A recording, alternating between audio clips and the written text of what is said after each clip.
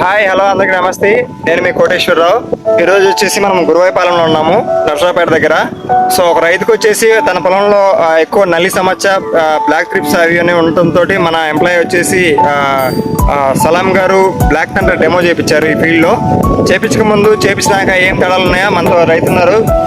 Sir రైతుతో కలిసి మాట్లాడదాం. నమస్కారం సార్.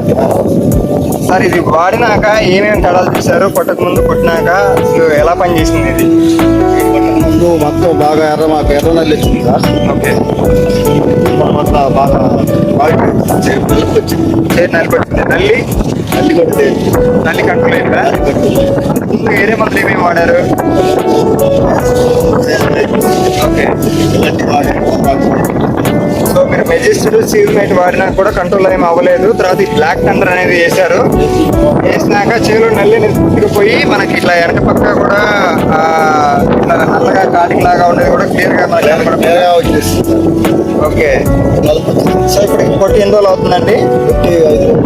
5 రోజులు అవుతుంది. సో 5 రోజుల తర్వాత మీరు చూసుకుంటే మన చేను ఇలా ఉంది. సార్ ఆ చేను అలా చూపించండి.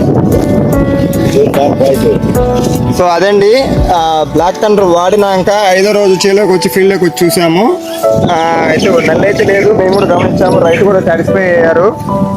సో ఒకసారి మీ పేరు, మీ ఊరు, మీ మండలం చెప్పండి. మాది పల్నాడు జిల్లా నర్సరావుపేట మండలం గురువాయపాలెం అండి.